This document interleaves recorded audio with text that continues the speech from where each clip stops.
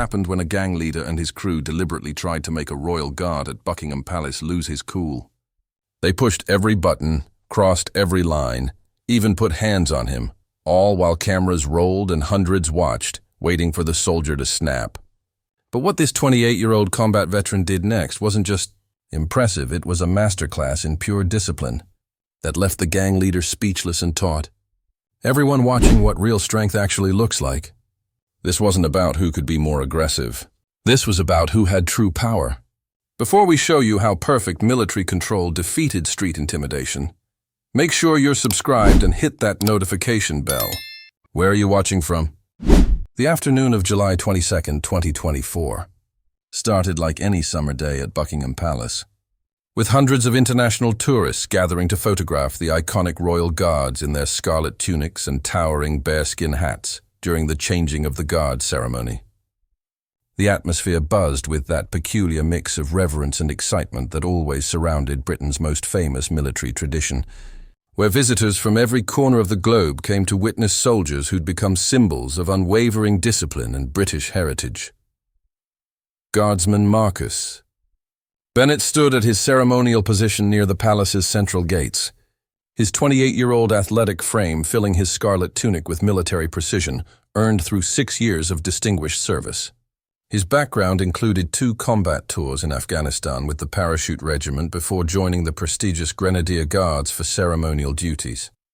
But what tourists photographing his perfect bearing didn't know was that Marcus held black belts in both jiu-jitsu and Krav Maga, maintained expert marksmanship qualifications, and had survived firefights that made the average street confrontation look like playground posturing. Jamal Ice Williams arrived at Buckingham Palace with his crew, 4 young men whose body language and designer streetwear marked them as part of South London's gang culture. At 24, Jamal had built his reputation on the streets through a combination of genuine toughness, strategic intelligence, and the kind of fearless confidence that made people step aside when he walked through. His crew, Jamal Marcus, street name Blaze, Tommy and Khalil, followed his lead with the practiced synchronization of young men who'd been running together since secondary school. They approached the palace with energy that immediately stood out from typical tourist behavior. Where families moved with respect and awe, Jamal's crew moved with territorial confidence, their voices carrying louder than necessary, their gestures more animated than the formal setting warranted. Jamal had come with specific purpose. His younger brother had shown him viral videos of tourists trying to make royal guards react, and Jamal saw opportunity to build his street credibility by succeeding where others failed. "Yo, look at these toy soldiers standing here playing dress-up," Jamal announced loudly as they approached Marcus's position, his voice pitched to carry to the growing crowd of tourists. "Man standing there in a costume like he's at Halloween. What you actually do besides stand still and look pretty for pictures?" His crew laughed on cue. Deshaun, already pulling out his phone to record what Jamal planned would be his most viral moment yet. Marcus heard every word while maintaining his ceremonial bearing, eyes fixed on the distant horizon, face showing no reaction, body language demonstrating the perfect stillness that years of training had made second nature. His peripheral vision tracked Jamal's approach while his mind calculated threat levels and appropriate responses based on military protocols he'd internalized through thousands of hours of drill and real combat experience where miscalculation meant death. The tourists around them sensed tension developing and began creating distance while simultaneously raising their own phones to document what looked like potential confrontation. A Japanese family moved their children back from the barriers. German tourists exchanged concerned glances. American visitors whispered speculation about whether the guards were allowed to respond to provocation. The crowd that had been focused on ceremony now watched for conflict.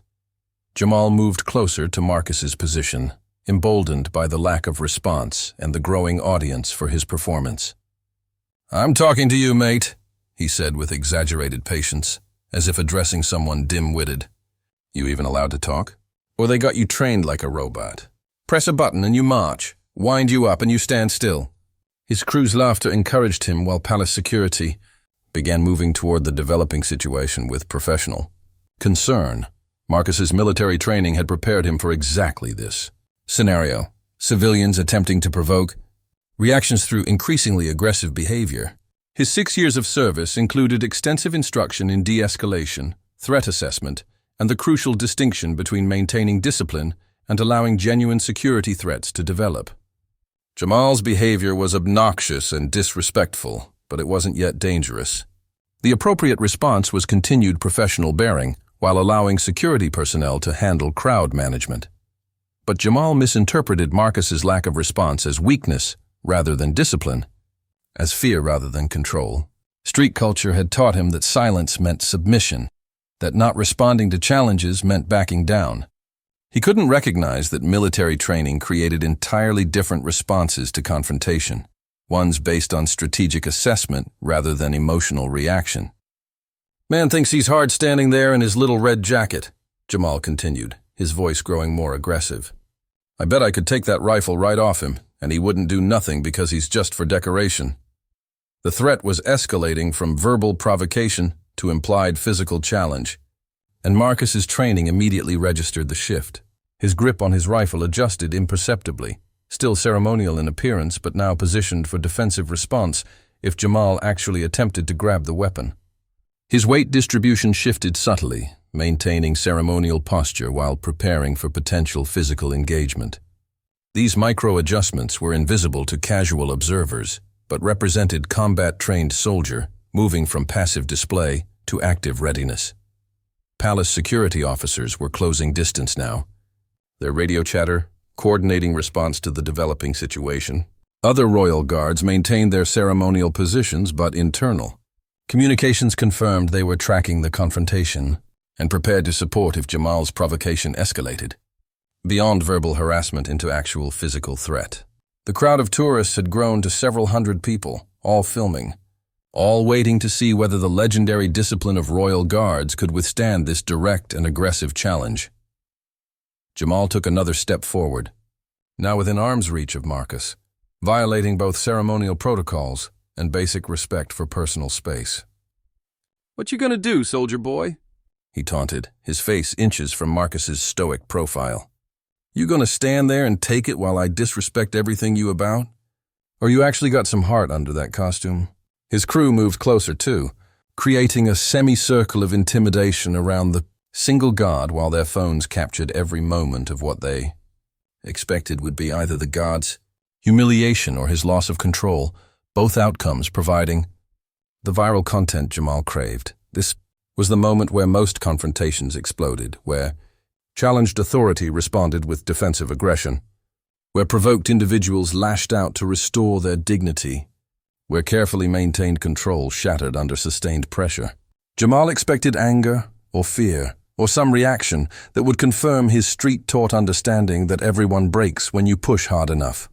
What he got instead would teach him that real strength looks nothing like what he'd learned on South London's streets. Marcus Bennett's response to Jamal's aggressive proximity and sustained provocation demonstrated why royal guards underwent such intensive training and why their selection process filtered out anyone who couldn't maintain absolute control under extreme pressure. Instead of flinching back from Jamal's invasion of his space or responding with defensive aggression, Marcus made the smallest possible adjustment, a subtle shift, in his stance that simultaneously maintained ceremonial bearing while positioning his body in perfect defensive readiness that any combat-trained observer would immediately recognize. His eyes remained fixed on the distant horizon as protocol required, but his peripheral vision now tracked every movement of Jamal and his crew with the systematic threat assessment that combat experience had made instinctive. His breathing stayed controlled and rhythmic. His face showed no emotion. His posture demonstrated the kind of unshakable calm that comes from knowing you could handle any physical confrontation without needing to prove it through displays of aggression or intimidation. The psychological impact of Marcus's perfect stillness was beginning to work on Jamal in ways the gang leader didn't fully understand. Street confrontations typically escalated quickly. Aggressive energy met aggressive energy. Challenges received immediate responses. Provocations generated reactions. But Marcus's absolute refusal to engage on Jamal's terms was creating confusion and growing frustration in the young gang leader. The expected pattern wasn't playing out, and Jamal didn't have alternate scripts for dealing with someone who simply wouldn't be provoked. "You scared or something?" Jamal pushed, his voice carrying notes of uncertainty beneath the continued aggression. "Can't even look at me?" "Can't say nothing back." He waved his hand in front of Marcus's face, testing whether he could generate any flicker of response. The gesture violated every boundary of appropriate behavior at a royal site, and palace security officers quickened their approach, but Marcus remained perfectly composed. His military discipline converting Jamal's intended intimidation into a demonstration of his own superior self-control. Deshawn continued recording, but his commentary had shifted from encouraging laughter to uncertainty. "Yo, Ice, maybe we should," he began, before Jamal cut him off with a sharp gesture. The gang leader's street reputation was now invested in this confrontation, and backing down after such public provocation would cost him credibility he'd spent years building. He was trapped by his own escalation, unable to retreat without looking weak, but unable to generate the reaction he needed to claim victory. That's when Jamal made the critical mistake that crossed from provocation into assault. He reached out and pushed Marcus's shoulder, not violently but deliberately, a physical challenge that couldn't be ignored or classified as mere verbal harassment. The moment his hand made contact with Marcus's scarlet tunic, several things happened simultaneously. Marcus's military training immediately classified the action as assault on a ceremonial guard. Palace security officers broke into a run toward the position. Other royal guards shifted into heightened alert status. And hundreds of tourist cameras captured clear documentation of Jamal crossing the legal and moral line from obnoxious behavior into criminal conduct. But Marcus's response to being physically pushed wasn't what anyone expected. He didn't retaliate, didn't call for backup, didn't break his ceremonial bearing. Instead, he did something that demonstrated why military discipline represented a fundamentally different form of power than street aggression. He spoke, not loudly, not emotionally, but with the kind of calm, measured authority that combat veterans develop through commanding soldiers under fire. "Sir," Marcus said, his voice carrying clearly despite its controlled volume, "you have just committed assault on a member of His Majesty's Armed Forces while they are performing ceremonial duty. I am authorized to defend myself and this position using appropriate force. I am choosing not to exercise that authorization at this moment, but palace security will be removing you from the premises. I strongly recommend you comply with their instructions when they arrive." The statement wasn't a threat.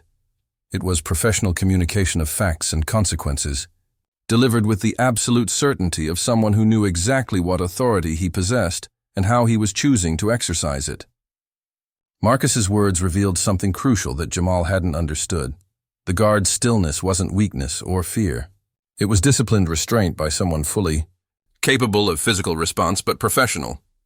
Enough to use minimum necessary force rather than maximum available violence. Jamal's expression shifted as the implications of Marcus's calm statement registered. This wasn't a scared soldier being bullied. This was a trained combat veteran choosing not to hurt someone who'd just assaulted him. The power dynamic that Jamal thought he'd been dominating suddenly inverted. Street reputation came from willingness to escalate to violence. Military discipline came from the capacity for controlled violence exercised with professional restraint. Jamal had been trying to intimidate someone who could have ended the confrontation in seconds, but chose not to because his training and character demanded better. Palace security officers reached Jamal's position, their body language professional but firm. "Sir, you need to come with us now," the lead officer stated clearly. "You've assaulted a member of the Royal Guard and violated palace security protocols. You're being removed from the premises and the Metropolitan Police will determine what charges to file." His tone left no room for argument or negotiation. Jamal's window for walking away with dignity had closed the moment he'd pushed Marcus. Jamal's crew began backing away immediately, their phones lowered, their earlier bravado evaporating as the reality of serious legal consequences became apparent. Deshawn, Tommy, and Khalil wanted no part of whatever trouble Jamal had created for himself. But Jamal stood frozen, his mind processing the complete failure of his strategy and the unexpected lesson he'd just received about the difference between street toughness and military discipline. "Wait," Jamal said quietly, his voice stripped of the aggressive swagger he'd been performing with. He looked at Marcus for the first time as a person rather than a target. Seeing the athletic build, the combat veteran's bearing, the absolute calm of someone who'd survived situations that made street confrontations trivial by comparison. He struggled to articulate what he was recognizing. You could have handled me, couldn't you? Like, actually handled me if you wanted. Marcus's eyes shifted momentarily to meet Jamal's gaze directly. A breach of ceremonial protocol, but a human moment that transcended military bearing. What Jamal saw in those eyes wasn't anger or triumph or even judgment. It was the calm assessment of a professional soldier who'd measured Jamal's capabilities and found them unremarkable compared to actual combat threats, but who'd chosen discipline over dominance. The palace security officers maintained their professional positioning around Jamal, prepared to physically remove him if he resisted. But something in the young gang leader's body language had changed fundamentally in the seconds since Marcus's brief eye contact. The swagger was gone, replaced by genuine confusion about how his attempted display of street dominance had been completely neutralized, without the guard ever losing composure or resorting to the violence Jamal had been trying to provoke. I need to understand something, Jamal said to the security officers, his voice stripped of its earlier aggression. Before you take me wherever, can I ask him something? The request was tentative, showing vulnerability that his crew had probably never witnessed. The lead security officer glanced at Marcus, who gave the slightest nod, indicating he was comfortable allowing brief conversation before Jamal's removal. Marcus relaxed his ceremonial stance fractionally, positioning his rifle properly, but turning his body slightly toward Jamal in acknowledgement that they were having an actual conversation rather than continuing the confrontation. His movement was economical and precise, military training evident in every gesture. You have questions, Marcus stated simply, his tone neutral rather than hostile or mocking. How long you been a soldier? Jamal asked, his question genuine rather than challenging. The crowd of tourists that had been waiting for violence now witnessed something unexpected, a moment of actual communication between two young men from completely different worlds finding common ground through the confrontation that could have ended badly but hadn't. 6 years active service, Marcus replied, his answer professional and factual. 2 combat deployments in Afghanistan before joining the Grenadier Guards for ceremonial duties. Before that, 3 years training in various martial arts disciplines. I volunteered for Royal Guard duty because I wanted to serve my country in ways that went beyond combat. His brief biography revealed what Jamal was. Beginning to understand, the man in the ceremonial uniform wasn't playing soldier. He was a legitimate combat veteran with serious training, who'd chosen restraint over retaliation. Jamal processed this information while his crew watched in stunned silence. I thought, he began, then stopped to reconsider his words. I came here thinking I could make you react, make you break character or whatever. I thought that would make me look strong in front of people, you know? But you just stood there taking everything I said, everything I did, and you never even looked bothered. That's not what I expected.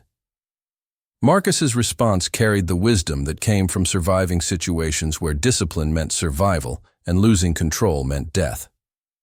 Strength isn't about reacting to every provocation, he said quietly, his voice pitched so only Jamal and the immediate security officers could hear.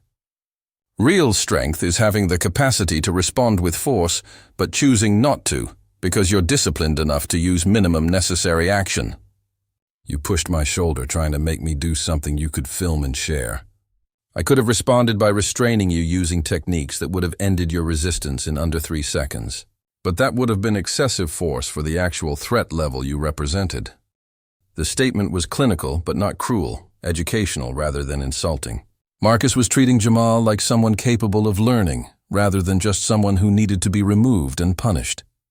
Your street experience taught you that power comes from willingness to escalate to violence faster than the other person.